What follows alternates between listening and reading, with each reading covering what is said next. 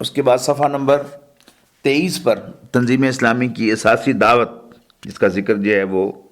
پچھلی تحریر میں آیا تھا، اس کا حوالہ آ رہا ہے۔ تنظیم اسلامی کی اساسی دعوت، تجدید ایمان، توبہ، تجدید عہد، یعنی تنظیم اسلامی کی بنیادی اساسی دعوت جو ہے وہ ان 3 نکات پر مشتمل ہے۔ تکمیلی دعوت میں تو انقلاب اور اقامت دین ہے، لیکن اساسی دعوت تجدید ایمان، توبہ اور تجدید عہد پر مشتمل ہے۔ اس کے لیے آیات ہیں۔ سب سے پہلے سورہ نساء کی آیت نمبر 136 ہے، یا ایھا الذین آمنوا آمنوا باللہ ورسولہ والکتاب الذی نزل علی رسولہ،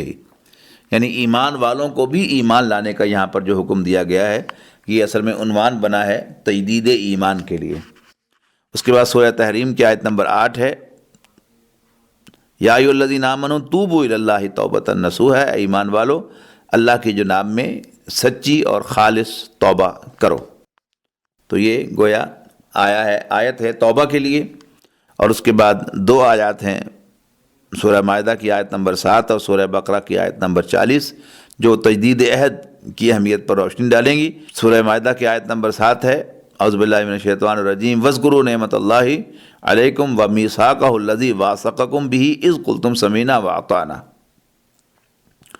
اور اس کے بعد سورہ بقرہ کی آیت نمبر 40، واوفوا بعہدی اوفی بعہدکم وایایا فارہبون، اور تم میرے ساتھ کیے ہوئے اپنے وعدے کو پورا کرو، میں تمہارے ساتھ کیے ہوئے اپنے وعدے کو پورا کروں گا، اور مجھ ہی سے ڈرو۔ اب آ گئی حصہ اول، قرارداد تاسیس میں توضیحات۔ اور جو رحیم یار خاں 8 اور 9 ستمبر سن 1967 کو منظور ہوئی تھی، اور پھر اس کے بعد اسی موقع پر تقاریر مولانا میر ثانی اصلاحی صاحب، مولانا عبدالغفار حسن صاحب، اور اس کے بعد تقاریر ہیں مولانا عبدالماجد دریابادی رحمہ اللہ اور مولانا عبدالباری ندوی رحمہ اللہ کی، شائع شدہ میثاق نومبر اور دسمبر سن 1967۔ ہاں جی، پہلے ہے جی قرارداد تاسیس تنظیم اسلامی کی۔ بسم اللہ الرحمن الرحیم۔ آج ہم اللہ کا نام لے کر ایک ایسی اسلامی تنظیم کے قیام کا فیصلہ کرتے ہیں جو دین کی جانب سے عائد کردہ جملہ انفرادی اور اجتماعی ذمہ داریوں سے عہدہ برا ہونے میں ہماری ممد و معاون ہو۔ یعنی تنظیم جو ہے ذمہ داریاں انسانوں کی ہیں، تنظیم کی تو کوئی ذمہ داری تنظیم نہ کوئی شخص ہے جس نے قیامت کے دن اللہ کے سامنے پیش ہونا ہے، یہ تو افراد کا مجموعہ ہے۔ تنظیم کا بنیادی فنکشن یہ بتایا گیا ہے کہ یہ ہم پر جملہ انفرادی اور اجتماعی ذمہ داریوں سے عہدہ برا ہونے میں ہماری مدد کرے گی۔ ہمارے نزدیک دین کا اصل مخاطب فرد ہے، اسی کی اخلاقی اور روحانی تکمیل اور فلاح و نجات دین کا اصل موضوع ہے، اور پیش نظر اجتماعیت اصلاً اسی لیے مطلوب ہے کہ وہ فرد کو اس کے نسب العین یعنی رضا الہی کے حصول میں مدد دے۔ سورہ مریم میں جو فرمایا گیا ہے کلہم آتیہ یوم القیامت فردا، اگرچہ ہماری نسلیں بھی ہیں، قبیلے بھی ہیں، امت مسلمہ ایک باپ بھی ہے، یا ایھا الذین آمنوا سے مسلمانوں سے خطاب بھی کیا گیا ہے، لیکن ہمارا الٹیمیٹ گول جو ہے وہ آخرت کی کامیابی ہے، اور آخرت میں ہر شخص ایک فرد کی حیثیت سے ایز این انڈیویجول پیش ہوگا، لہذا اسی کو یہاں پر بیان کیا گیا ہے۔ ہمارے نزدیک دین کا اصل مخاطب فرد ہے، اسی کی اخلاقی اور روحانی تکمیل اور فلاح و نجات دین کا اصل موضوع ہے۔ یہاں جو 2 الفاظ آئے ہیں، اخلاقی سے مراد ہے یعنی انسانی معاملات، اور روحانی سے مراد اللہ تعالیٰ کے ساتھ تعلق، تو اسی کی اخلاقی اور روحانی تکمیل اور فلاح و نجات دین کا اصل موضوع ہے۔ اور پیش نظر اجتماعیت اصلاً اسی لیے مطلوب ہے کہ وہ فرد کو اس کے نسب العین یعنی رضا الہی کے حصول میں مدد دے۔ یعنی فلاح و نجات کسے ملے گی؟ جس سے اللہ راضی ہوگا، اس لیے کہ خالص اپنے اعمال کے حساب کتاب کی بنیاد پر ہم میں سے کوئی جنت میں داخل نہیں ہو سکتا۔ ہاں، جسے اللہ تعالیٰ کی بخشش ڈھانپ لے گی، اللہ تعالیٰ اس کے گناہوں کو معاف کرے گا، ان سے درگزر فرمائے گا، اور یہ انعام کسے ملے گا؟ جسے اللہ راضی ہوگا۔ انعام ہمیشہ راضی ہو کر دیا جاتا ہے، اور حق جو ہوتا ہے وہ آپ یوں سمجھیں کہ ایک شخص کو آپ نے مزدوری پہ رکھا تو اس سے 500 روپے مزدوری طے ہوئی، اس نے کام بہت اچھا کیا، آپ کو راضی کیا، تو پھر آپ اس کو انعام بھی دیں گے اس 500 کے علاوہ۔ ہمارے نزدیک دین کا اصل مخاطب فرد ہے، اسی کی اخلاقی اور روحانی تکمیل اور فلاح و نجات دین کا اصل موضوع ہے،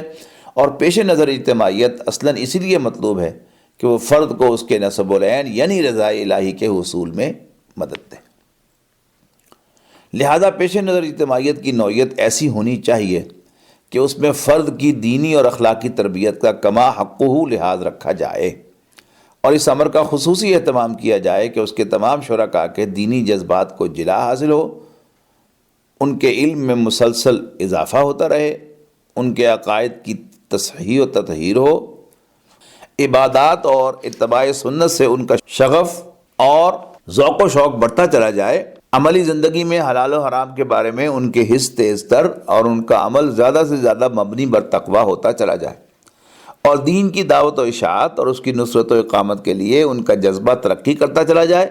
ان تمام امور کے لیے ذہنی اور علمی رہنمائی کے ساتھ ساتھ عملی تربیت اور تاثیر صحبت کے اہتمام کی جانب خصوصی توجہ ناگزیر ہے۔ دعوت دین کے ضمن میں ہمارے نزدیک الدین النصیحہ کی روح اور الاقرب فالاقرب، الدین النصیحہ دین خیر خواہی کا نام ہے، الاقرب فالاقرب یعنی جو قریب ہے وہی زیادہ قریب ہونا چاہیے دعوت اور تبلیغ کے لحاظ سے بھی،